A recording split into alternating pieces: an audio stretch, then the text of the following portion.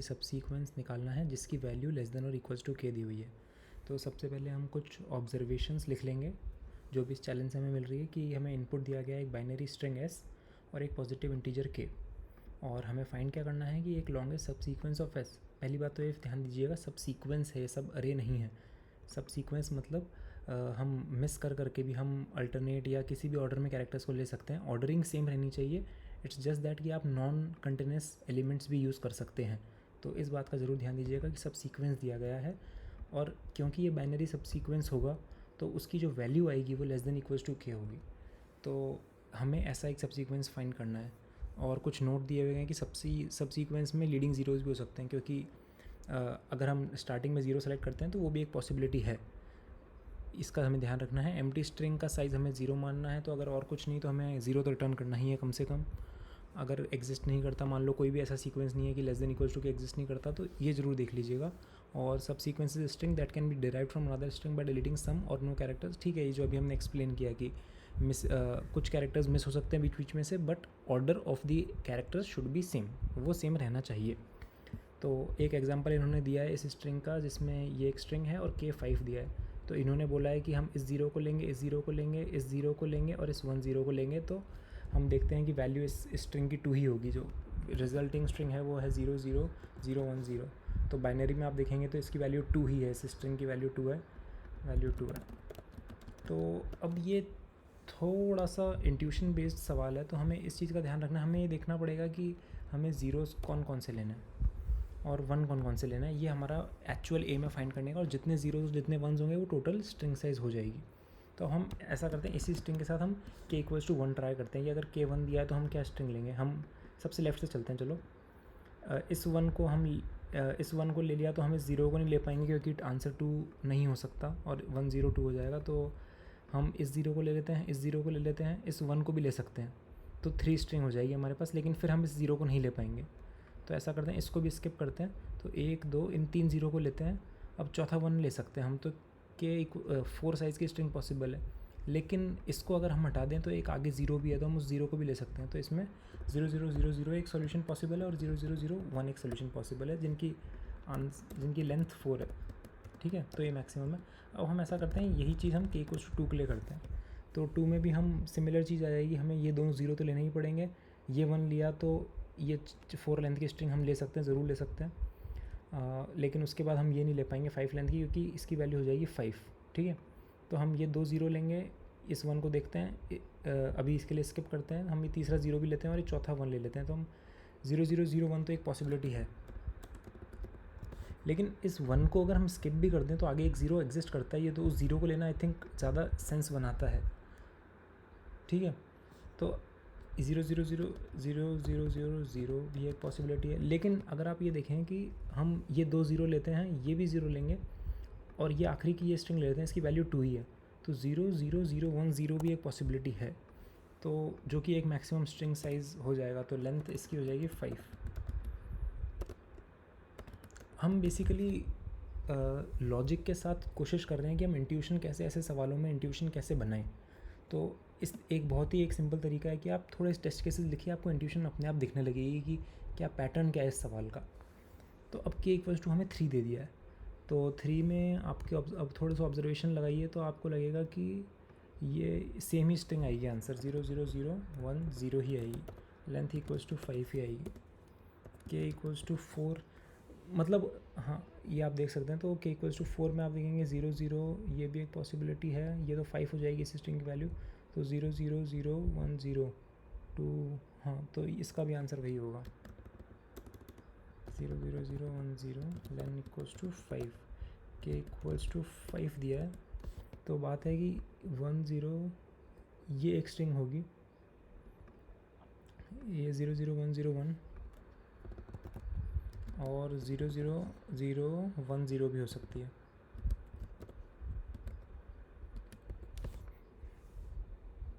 तो ये है। तो अब जब थोड़े से इनपुट आउटपुट देखकर अब हमें ये समझ में आना चाहिए कि जब हमारे पास ये ऑप्शन था, जब हमने इतनी स्ट्रिंग देख ली थी, इस 1 को सेलेक्ट करें कि आगे की 0 को सेलेक्ट करें। तो 0 को सेलेक्ट करना हमेशा फ़ायदेमंद होता था, क्योंकि उसके साथ वैल्यू 0 आती थी हमारे पास, और फिर हम बाद में जाके देख सकते थे कि अगर ये 1 हम ले सकते हैं नहीं ले सकते।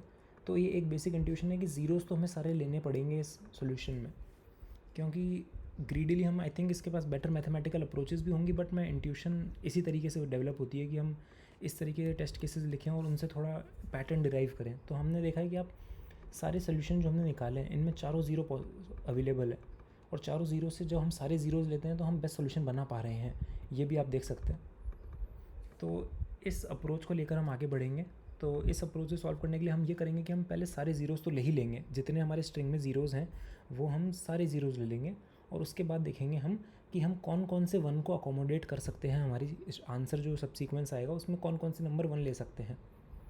तो पहले आप सारी पोजीशन के ज़ीरो उठा लीजिए, और फिर हम उल्टा चलेंगे स्ट्रिंग में से और फाइंड करने की कोशिश करेंगे कि अगर हम इस वन को प्लग इन करते गए लेफ्ट साइड से राइट साइड से, क्योंकि राइट साइड से जो हम वन लेंगे उनकी सबसे स्मॉलेस्ट वैल्यू होगी, इसीलिए हम राइट साइड से स्टार्ट कर रहे हैं, लेफ्ट साइड से नहीं।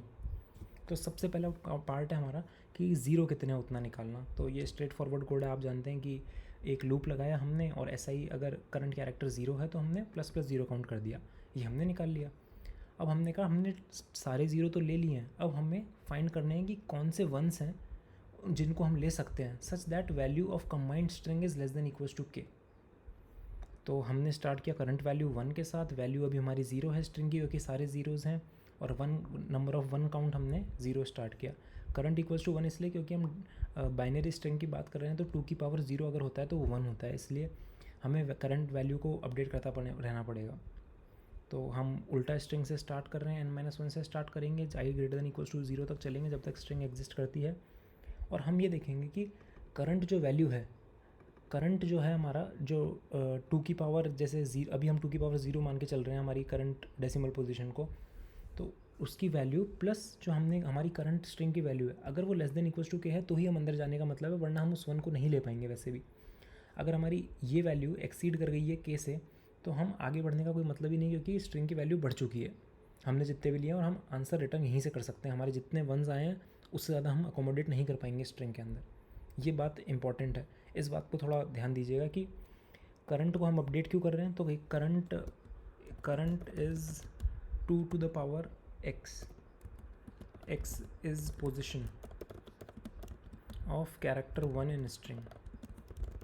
तो x है जो पोजीशन है, तो पहली पोजीशन हम अब मान लो सबसे पहले 1 सबसे पीछे वाली जगह पे आ गया, इधर आ गया, तो उसकी वैल्यू 1 हो जाएगी, इसलिए हम करंट को 1 कर रहे हैं। अगर यहाँ पे 1 है तो हम उसकी वैल्यू को 2 कर देंगे, तो जब भी हम वैल्यू में जोड़ना पड़ेगा तो इस 1 को हम जोड़ेंगे तो 2 की वैल्यू में जुड़ेगी हमारे सोल्यूशन में। तो ये एक बात ध्यान रखने की है। अब हम ये कर रहे हैं कि अगर ऐसा ही 1 है तो हम 1 का काउंट प्लस कर रहे हैं और वैल्यू में करंट को प्लस कर रहे हैं। करंट जो कि आप देख रहे हैं 2 की पावर x है, हमारी बाइनरी स्ट्रिंग में 2 की पावर x प्लस कर लेंगे हमारा, और हमारे पास करंट स्ट्रिंग की वैल्यू आ जाएगी।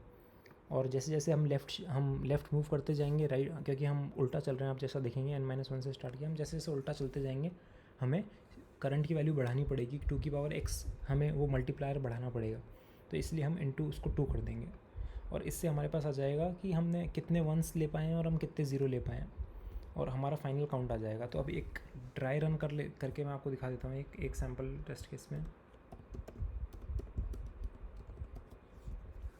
पहले इसको एक बार बेसिकली चला के देख लेते हैं, कोई दिक्कत तो नहीं है इसमें। ठीक है, आंसर एज एक्सपेक्टेड आ रहा है। अब हम ये देखते हैं कि रिटर्न टोटल साइज स्ट्रिंग, तो इसको हटा देते हैं, अभी इसकी ज़रूरत नहीं है। अब हम देखते हैं कि जब हमने 0 0 0 0 सारे ले लिए, अब हम यहाँ से चले, उल्टा स्ट्रिंग से चले, तो कोई सा भी उठा लो आप, k इक्वल्स टू 3 उठा लो, चलो k इक्वल्स टू 3 उठा लिया हमने, तो हमने 0 0 0 तो उठा ही लिए हैं। k equals to 3, zero count हमारा 3 है, नहीं ज़ीरो काउंट हमारा 4 है, k इक्वल्स टू 3 है। तो अब जब हम उल्टा स्ट्रिंग में चल रहे हैं और स्ट्रिंग हमारी ये है, अब हम जब उल्टा चल रहे हैं तो हमारा फर्स्ट जब हम देखेंगे तो हमारा करंट अभी 1 है, लेकिन हमारी ये वैल्यू ही नहीं है, तो इसको हमें ये कैरेक्टर 1 नहीं है तो हम इसके अंदर जाएंगे ही नहीं, इस लूप के अंदर नहीं जाएंगे, तो हम आगे बढ़ें। और करंट अब हमारा हो गया 2, हम नेक्स्ट लूप में आ चुके हैं और करंट 2 हो चुका है, करंट 2 हो गया। अब हम देखते हैं कि ये कैरेक्टर हमारा 1 है, यानी इसकी वैल्यू, अब हमको स्ट्रिंग, अगर हम ये हमारी जो 0 0 0 0 0 स्ट्रिंग है, इसमें हम इधर 1 लगाना चाह रहे हैं, तो हमें 2 की वैल्यू ऐड करनी पड़ेगी इस स्ट्रिंग में, ये है इस करंट का मतलब। तो आई थिंक अब थोड़ा बेटर क्लियर होगा कि ये करंट है क्या। ये करंट है कि जब भी हम 1 अपेंड करते हैं हमारी स्ट्रिंग में, तो क्या वैल्यू हमें अपनी स्ट्रिंग में कंसिडर करनी होगी ऐड करने के लिए। तो अभी तक तो आपकी स्ट्रिंग वैल्यू 0 थी, जो आपकी वैल्यू थी वो 0 थी। अब आप इसमें ऐड कर रहे हैं 2, तो यानी आ जाता है आंसर 2। ठीक है, वैल्यू हो जाती है 2 और करंट अब हो जाएगा आपका 4। ठीक है, अब 4 आ गया तो अब ये तो 0 है, तो 0 में हम इस लूप में जाते ही नहीं है, करंट हमारा 4 जो हो चुका है, जा चुके हैं हम। अब हम नेक्स्ट लूप में जाएंगे तो करंट हमारा हो जाएगा 8, क्योंकि हम एंड में इंक्रीमेंट कर ही रहे हैं इसको, करंट इंटू टू कर रहे हैं, करंट हो जाएगा हमारा 8। अब हम कहते हैं SI इक्वल्स टू 1 है, तो इसका मतलब ये हुआ कि हमारी ये स्ट्रिंग तो है। अगर अब यहाँ पे आप 1 एक प्लग और करना चाहोगे तो आपको 8 की वैल्यू बढ़ानी पड़ेगी इसमें। अब आप समझ गए आई थिंक, अब बेटर एक्सप्लेनेशन हो चुका है इसका कि ये करंट वैल्यू क्या डिटरमाइन करती है। ये करंट वैल्यू डिटरमाइन करती है, current determines if any one needs to be added to the string, what value to consider। तो ये इस करंट का मतलब है। तो आई थिंक ये थोड़ा सोल्यूशन आपको क्लियर हुआ होगा, थोड़ा इंट्यूशन बेस्ड है और वो इंट्यूशन का लॉजिक हमने समझने की कोशिश की है इस एग्जाम्पल के द्वारा कि वो इंट्यूशन हम डेवलप कैसे करें, क्योंकि हर कोई कहता है इंट्यूशन, लेकिन उसको डेवलप कैसे करें। तो इस टाइप में आप कभी भी अगर आपको लगे तो ऐसे एग्जाम्पल्स दिखिए, थोड़े खुद समझने की कोशिश कीजिए और उससे पैटर्न निकालिए, तो इसी को हम इंट्यूशन कहेंगे फिर। और अगर आपको और आप इंट्यूशन बेस्ड प्रॉब्लम्स करके ट्राई कीजिएगा ये वाली टेक्निक और बताइएगा अगर ये काम आई हो आपके टेक्निक तो ज़रूर। और अगर आपको इस वीडियो से कुछ भी वैल्यू मिली हो, कुछ भी वैल्यूएबल लगा हो आपको, तो इसको लाइक और सब्सक्राइब ज़रूर कीजिएगा चैनल को, बहुत मोटिवेट करने के लिए मुझे। Thank you.